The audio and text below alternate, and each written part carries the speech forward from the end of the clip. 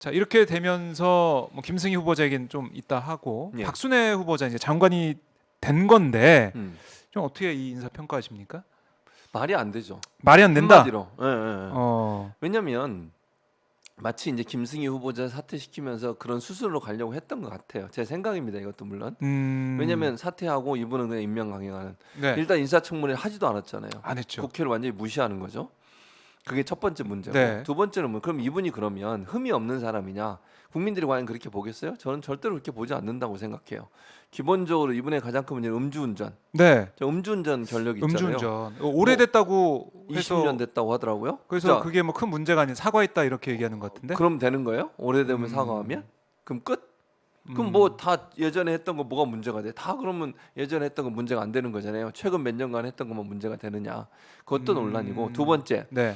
음주운전하는 것 자체도 문제지만 그걸 정식 재판에 아, 넘겨서 선고 유예를 받았어요. 예. 그래서 논란이 됐던 게 뭐냐면 정관예우 받은 거 아니냐 이런 논란이 음. 있었어요. 힘 있는 어떤 변호사 써서 그런 거 아니냐 네. 그런 의혹이 있었습니다. 어. 이건 정말 특이한 사례예요. 음주운전해가지고 정식 재판에 넘겨 선고 유예까지 받는 경우가 흔하지 않아요. 그런 사례가 있으면 한번 찾아보러 그러세요. 정말 그러게요. 독특한 사례예요. 네. 그러니까 그 과정에서 또 어떤 문제가 있었는지 없었는지도 살펴봐야 된다니까요. 선고 유예가 나오는 경우는요 극히 이례적이에요. 정말로 극히 이례적. 그러니까 이게 그냥 우리가 상식적으로 생각해서 그게 일반적으로 다른 사람들에도 그런 혜택이 오는 거면 뭐 그럴 그럼 수 오케이. 있다. 근데 그게 예. 아니라 선고 유예가 난다면 진짜 이런 경우에 정말 술을 마시고 있는데 뭐 부모님이 위독해서 곧 운명하실 상황이다. 그래서 불가피하게 또는 술을 마시고 있는데 옆에 있는 사람이 정말 위독한 상황에서 병원 가지 않으면 큰일이 생기는 이런 경우, 생명의 위협이 느껴지는 경우. 예를 들면 그런 얘기를 하는 거예요. 그런 경우가 아닌 이상은 선고 유예가 안 나와요. 그래요. 음주운전 해가지고. 네. 그건 제가 얘기하는 법률가들이 다 그렇게 얘기해요. 변호사들 다 이상하다고 얘기해. 근데 왜 이렇게 우리는 이 사안에 대해서 물론 저희 시청자분들 많이 아시겠지만 네. 일반 국민들은 그러냐고 또 넘어가는 것 같아요. 그게 말이 안 된다니까요. 그러니까 잘 모르시니까 그럴 수 있지. 그러니까 모른다. 법률적 지식이 없으면. 근데 법률가들은 다 물어보세요. 변호사. 심지어는 보수 진영에 있는 사람들도 이건 이상하다고 그래요. 이런 경우가 없다는 거야. 그래요. 일단 정식 재판을 신청하는 경우도 극히 이례적이고 그게 선고 유예가 나오는 것도 더 이상하다는 거야. 음주운전을 했는데 선고 유예가 어떻게 나오는 거예요? 일정 시간이 지나면 그 죄를 묻지 않겠다는 거잖아요. 선고 유예라고 하는 것은. 그렇죠. 유예를 시킨 아니 거죠. 음주운전을 했는데 그냥 넘어가요? 네. 이거 말이 안 되잖아요. 이것도 저는 문제라고 생각해요. 문제다. 그러니까 정관예우가 있었을 가능성이 있다는 얘기를 하는 거죠. 의혹이 남아 있는 거다. 그렇죠. 저는 그렇게 봐요. 네. 또 하나 교육부 장관이잖아. 교육부 이분이. 장관이죠. 교육부 장관. 이분이 지금 논란이 됐던 거가 뭐예요? 논문 하나 가지고 여러 군데 표절. 썼잖아요. 예. 네 군데. 언론의 보도에 따르면 자기 표절 의혹. 네, 자기 표절하고 교육부 장관은 자격이 있는 거예요, 대체? 아니 교수들은요 자기 표절하고 만약 이러면 잘리기도 하고요, 엄청난 징계 받아요. 진급도 안 되고. 교수님은 저는 괜찮으시죠? 다 괜찮죠. 저는 정교수까지 원칙과 절차에 네, 따라서 알겠습니다. 제가 SSCI 논문도 쓰고 SSCI 뭔지 잘 모르실 수 있지만 그러니까 하이 퀄리티 네. 저널의 논문도 쓰고 알겠습니다. 돈 주고 내는데 말고 그렇게 네. 해서 올라와서 왔는데 네. 문제는 이분 같은 경우 하나의 보고서나 논문을 가지고 여러 군데 썼잖아요. 발표도 하고 그걸 또 논문 실적으로도 싣고 그다음에 그 연구원하고 같이 이 연구 결과물에는 같이 발표했던 거를 논문 낼 때는 자기 이름만 쓰고 뭐 이런 일들이 있었어요. 의혹으로 남아 있죠. 이게 그것도 인사청문회에서 검증도 안 되고 이거 언론에서 몇 보도했지만 그냥 유야무야 넘어가 버렸어요. 네. 근데 이 사람을 임명을 해요? 그러면 앞으로 이 사람이 이분이 교육부 장관 돼서 어떻게 교수들한테 당신 왜 자기 표절하냐, 당신 왜 하나 가지고 여러 군데 내냐 이런 얘기 할 수 있겠어요? 영이 안 서게 되는. 당연히 영이 안 서죠. 다른 장관도 아니고 교육부 장관이라면 기본적으로 교육 윤리라든지 논문 윤리는 지켜야 되는 거잖아요. 기본주의 기본이다. 그렇죠. 다른 네. 어떤 것보다 교육부 장관이 그게 중요하다고 생각해요. 대학 교육 정책이나 대학 교수들의 자질을 관리 감독해야 되는 그런 위치에 있는 사람이잖아. 네. 그런 사람이 이런 의혹이 있는데 문제가. 그 최근에 또 갑질 문제도 나왔잖아요. 대학원생들 그러게요. 조교 뭐 커피 타오라고 네, 시키고 청소- 매뉴얼까지 있었다고. 네, 청소시키고 예를 들면 어. 그것도 뭐 무마하려고 그랬는지 모르겠지만 뭐 보는 앞에서 다 기록 지우라고 그러고 이런 얘기가 언론에 보도가 나왔잖아요. 네, 물론 부인했습니다. 본인은 네. 부인했죠, 예, 당연히. 본인은. 그러니까 뭐 어쨌든 의혹이 나온 상태예요. 네. 그런 검증이 다 끝나지도 않았는데 그냥 뭐 국회 인사청문회도 없이 임명을 강행한다? 이게 국민의 대표기관 국회를 또 네. 인사청문회 제도를 완전히 무력화시키는 행위예요. 이게 말이 되냐고요. 그러면 어떻게 했어야 되나요? 국회가 오늘 뭐 정상화가 됐으니까 사실상 이거 좀 기다렸다가 청문회까지 거쳤어야 된다. 당연히 그래야죠. 국회 인사청문회가 있는 이유가 뭐예요? 국민의 대의 기관인 국회에서 이 후보가 정말 제대로 네. 된 후보인지 하는 부분에 대한 검증을 하는 거예요. 아, 그게 시간이 늦춰진다 해서 그럼 예를 들어서 당장 뭐 교육부 장관이 부재라고 해서 교육부가 안 네네. 돌아가요? 안 돌아가냐고. 음, 실제 일을 누가 하는 거예요? 교육부 일을. 교육부가 무슨 중요한 뭔 사안을 지금 당장 결정해야 될 그런 상황인가요? 지금 무슨 뭐 이게 산업도 아니고 경제도 아니고 뭐 제대로 교육부 일 안 한다고 얼마나 욕을 먹고 있는데 교육부 교육감들이 장관이 있으니까 또. 부재한다고 해서 아니 그리고 교육부 안에 실제 공무원들이 일을 하잖아요. 네. 중요한 정책의 결정을 교육부 장관이 하는 거지. 근데 그런 시급한 현안도 없어요. 지금 상황에서는 입시철도 아니고 아니 뭐 방학 기후야 또 대학은 방학이야. 저 방학이거든요. 그러니까 이런 상황에서 교육부 장관을 이렇게 밀어붙여서 임명할 이유가 있냐는 거예요. 아. 그리고 사회부총리잖아요. 지금 현재까지는 그렇죠. 이런 사람에서 인사청문회도 거치지 않고 이렇게 무시하고 국세청장도 인사청문회 안 하고 그냥 임명했잖아요. 그랬죠. 인사청문회 안 한 것뿐만 아니라 지금 윤석열 정부 들어서 초대 내각이잖아요. 초대 내각에서 인사청문 보고 채택 안 돼서 임명된 사람이 지금 이 박순애인가요? 이분까지 박순애 하면 장관. 예. 8명이에요. 8명. 아니 문재인 정부 그렇게 뭐 인사청문 보고 채택 안 하고 임명 33명 했거든요. 5년 네. 동안 네. 5년 동안 33명 했다고요. 근데 지금 초기 내각 초기 내각이 8명이에요 지금. 이게 말이 돼요 지금? 그렇게 비판을 하더니 그래요. 자 그러면은 김승희 후보자는 자진 사퇴를 했어요. 뭐 이 권성동 원내대표도 사퇴를 요구하는 모습이 오늘 오전에 있었고 아침에 있었고 그러다 보니까 자진 사퇴하는 쪽으로 됐는데 자 이렇게 되면은 정호영 후보자에 이어서 후보자 두 명이 낙마를 한 거죠. 연속해서 낙마를 하는 네, 상황이 네. 됐습니다. 같은 보건복지부 보건복지부장 왜 그런 사람을 후보자. 추천하는지 모르겠어요. 그런 사람 왜 임명하려고 하는지. 음, 윤석열 대통령 그리고 그럼 검증이 제대로 됐느냐의 문제. 저는 박순애 이분도 검증이 제대로 안 됐다고 생각해요. 이걸 모르고 그냥 음주운전도 모르고 넘어갔다는 건지 아니면 알면서도 그냥 추천을 했다는 건지 그것도 웃기잖아요. 그것도 참- 논문 네. 자기 표절 관련해서도 이런 네. 문제가 있는 사람은 왜 추천을 하는 거예요 대체? 아니 인사 시스템이 제대로 돌아가고 있어요?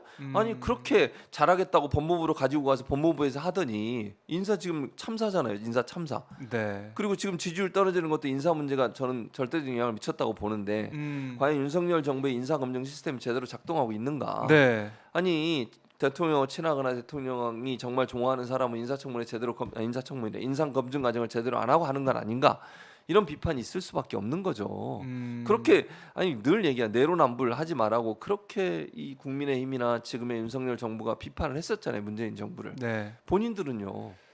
아 대체 그 기준으로 본인들한테 한번 그 잣대를 대보라고 얘기하고 싶어요. 그런 얘기를 하고 할 수가 있는 건지 대체. 그리고 한동훈 장관은 인사검증 제대로 하겠다고 인사검증단 법무부에다가 설치해놓고 제대로 네. 인사검증을 하는지도 모르겠어요 지금. 이게 뭐 제대로 하는 거예요 인사검증을? 그러니까 국민들이 볼 때는 검증이 안 된 인사들이 후보자로 지명이 되면서 더 큰 혼란과 또 어떻게 보면은 국민들 볼 때는 좀 짜증이 나고 답답한 상황이 만들어지는 것 같은데. 그렇죠. 근데 오늘 윤석열 대통령이 출근길에 한 얘기를 들어보면 전 정부보다 좀 도덕성 비교 뭐 할 것도 안 된다. 우리가 더 낫다. 뭐 이런 취지의 얘기를 했어요. 그럼에도 불구하고 뭐 김승희 후보자 더 이제 들여다보겠다라고 했는데 이후에 자진 사퇴가 나왔고 이런 전 정부와 좀 비교하는 그런 모습이 계속 나오고 있어요. 전 정부보다 우리가 낫지 않냐. 뭐가 나온대요? 대체 뭐가 나온지 모르겠어요. 증거를 대세요. 증거를 대세요. 아니, 보세요. 그러니까 정치자금법 위반 네. 지금 의혹이죠. 물론 아직까지 결론은 난 건 아니지만 네. 근데 여러 가지 의혹 나온 거 보면 정치자금을 가지고 정치 하는 데만 써야 되잖아요. 그 자기가 렌트에 쓰던 카를 자기들이 샀잖아요. 네. 사기 전에 또 뭐 도색하고 뭐 이런 거 했잖아요. 거기에 돈이 들어간 거라며요. 그래서 논란이 됐고 선관위에서 자체적으로 조사했는데 문제가 없었으면 네. 그걸 검찰에 수사 의뢰를 했겠어요? 상식적으로 수사 음. 의뢰를 선관위가 했다고 하는 것은 문제가 분명히 있다는 거예요. 제가 볼 때는 처벌받을 가능성도 있어요. 검찰이 수사를 검찰 하다가. 수사하면 당연하죠. 정치자금법 위반으로. 네. 아하. 그런 사람을 어떻게 검증을 제대로 했다고 얘기하고 도덕성이 뛰어나다고 얘기할 수 있습니까? 그리고 박순애 후보자도 조교들 시켜가지고 청소시키고 커피 신문 시키고 이게 도덕성이 뛰어난 거예요? 그리고 하나의 논문 가지고 여러 군데 예를 들면 그렇게 제출했다는 게 사실이라고 하면 의혹 수준에서 언론은 보도하고 끝났지만 네. 그게 사실이라고 하면 그게 도덕성이 높은 겁니까? 대체? 저는 그런 어떤 논리로 그런 얘기를 하시는지 제가 이해를 못 하겠어요. 자, 자연스럽게 윤석열 대통령의 지지율 얘기를 좀 해봐야 될 것 같아요. 아무래도 데드 크로스, 그러니까 부정 평가가 긍정 평가 넘어서는 그런 조사 결과 리얼미터에서 다시 한 번 또 나왔습니다. 나왔죠. 2주 연속 이제 나와 있는 상황인데 네. 더 이제 격차가 부정표도 높아졌어요. 높아지고 있어요. 뭐 그래프를 보면은 이게 완전히 꺾였습니다. 바뀌었습니다. 추세가.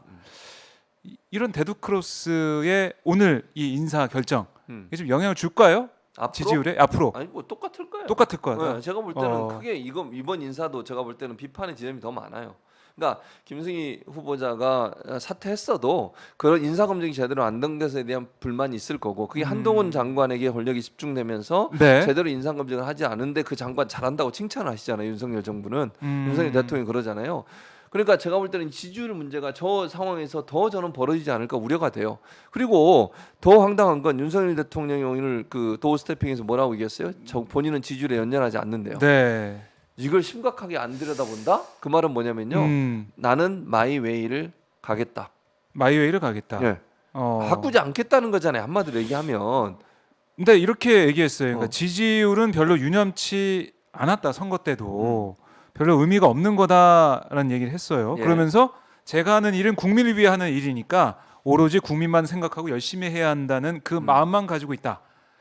그러니까 자신이 하는 일, 윤석열 대통령이 하는 일이 국민들한테 도움이 되는 거기 때문에 뭐 지지율이 어떻게 나오든 국민을 바라만 보고 뚜벅뚜벅 가겠다. 뭐 이런 얘기 같은데요. 근데 그게 웃기는 게요. 네. 지지율은 국민을 대상으로 해서 나온 거예요. 그것도 여론조사가 한 군데서 나왔으면 뭐 예를 들면 좀 그게 여론조사 잘못됐다고 비판할 수도 있겠지. 네. 지금 여론조사 결과마다 이렇게 결과가 나오고 있어요. 데드 크로스가 맞죠? 제 말이 맞습니까? 틀립니까? 박정우 몇 기자. 군데에서 나왔죠. 몇 데드 군- 크로스가. 그러니까 뭐 몇 군데 거의 대부분 나왔어요. 네. 대부분 아닌가? 대부분이면은 대부분. 10군데에서 7군데 나와야 아니, 되는데 조사한 결과에 보면 네. 최근에 최근에 나오고 있어요. 예, 예. 맞습니다. 그런 상황이잖아. 네. 그럼 이걸 무시할 상황이 아니라는 거예요.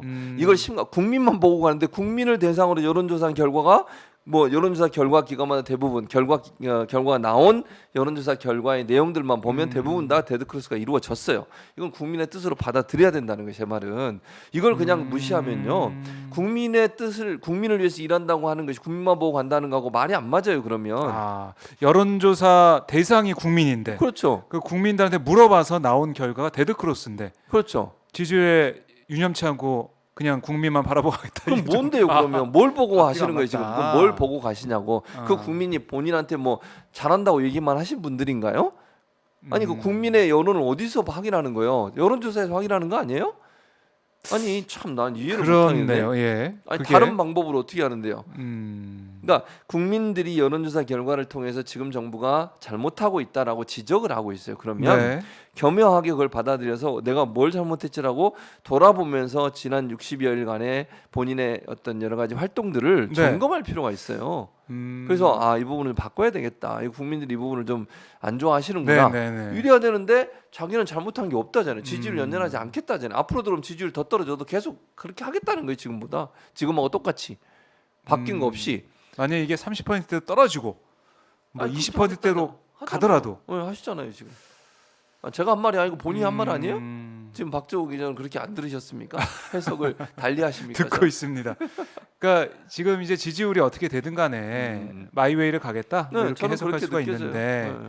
그래서 이제 민주당 오늘 뭐 이 정치 보복 관련된 회의도 1차 회의가 있었지만 민주당 측에서 나온 얘기는 결국 윤석열 대통령이 지지율 뭐 추세를 좀 바꾸기 위한 여러 가지 걸 할 텐데, 그러니까 오늘도 보면 좀 당당한 그런 모습이었으니까 걱정하지 않는다. 자신감이 있는 표정이란 말이죠. 그러니까 결국에는 좀 다르게 해석해 보면 지지율을 올릴 수 있는 보관이 있는 게 아니냐.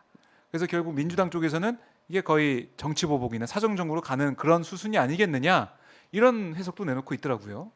이거 좀 어떻게 보세요? 이 저는- 지지율을 올리기 위한 사정정국? 그런 어떤 보관 이거 좀 생각하면서 그게 또 그 중에 하나가 사정정국이 아니냐. 그러니까 두 개를 좀 분리해서 저는 보는데요. 네. 일단 보관은 없다. 보관은 없다. 윤석열 대통령 보관은 없다. 개인적으로 네. 그냥 자기 갈 길을 가. 그냥 가는 거다. 내 스타일이야 이게. 강남 스타일도 아니고 윤석열 스타일. 윤석열 스타일로. 뭐 보셨잖아요. 스페인 가서도 아이스크림 드시러 이렇게 산책 나가시고 네. 스페인 경호원들이 얼마나 힘들겠어요. 뒤에 있는 스페인 그 경호원들 예. 표정이 안 좋다. 안 좋죠. 그런 분이 많지 안 않으실 것 좋더라고요. 같은데 예. 뭐 사적으로 이렇게 돌아다니시고 뭐 예. 좋습니다. 그럼 하시고 어쨌든 보관이 있는 게 아니라고 봐요 저는. 그러니까 사정 정국은 이루어질 수 있다. 아, 그러니까 그럼에도 불구하고 네, 그 뭐 보관으로 써먹고 이런 게 아니라 그건 아닌 것 같아요. 그러니까 사정정국 예정이 돼 있다. 저는 그렇게 거다? 보여요. 왜냐하면 지금 뭐 이재명 의원에 대해서만 보더라도 전방위적으로 지금 수사를 하고 있잖아요. 그럼 압수수색하고 막 네. 하잖아요. 그 눈치 전혀 안 보고 국민 여론 뭐 이거 생각도 안 하고 하잖아요. 근데 그런 부분에 있어서는 사정 정국은 계속될 가능성이 있다고 보여져요. 근데 네. 그게 인위적인 정계 개편의 이 어떤 부분들을 이루기 위해서 할 수 있는 그런 카드라고는 보이지만 국민들이 사정 정국 가운데서 나오는 것들 때문에 크게 지지율이 올라갈 거다. 그렇게 기대하는 것은 저는 아니라고 봅니다. 국민들이 그걸 보고 저는 부정적으로 볼 수도 있다고 생각해요. 그러니까 네. 지금 우리가 얘기하고 있는 것처럼 사정 정국을 조성해서 정치적으로 어떤 자기가 불리한 상황을 뒤집어 보려는 그런 의도를 보이는 것을 국민들이 안다는 거지 제 말은. 저는 그 정도 수준 된다고 생각해요. 네. 국민들이. 그런 그러니까 게 오히려 역효과를 낼 수 풀을 있는 수 있다는 상황이다. 거죠 저는. 네. 이렇게 한동훈 장관에게 권력을 몰아주고 검찰총장도 임명하지 않은 상태에서 사정에 대한 드라이브를 강하게 걸었을 때 네. 국민들이 과연 어떻게 생각할 거냐는 거예요. 이러려고 그러면 검찰총장 임명도 안 하고 한동훈 장관한테 모든 권력을 몰아줬나? 그리고 자기들의 잘못, 예를 들면 김건희 여사의 주가 조작 문제나 한동훈 장관의 딸 관련된 문제는 이런 문제는 다 하지도 않고 수사도 안 하잖아요. 그러면서 야권에 대해서만 수사를 한다? 이 역풍을 맞지 않겠어요? 오히려 역풍을 맞는다. 저는 그럴 가능성이 있다고 봐요. 국민들이. 그래요.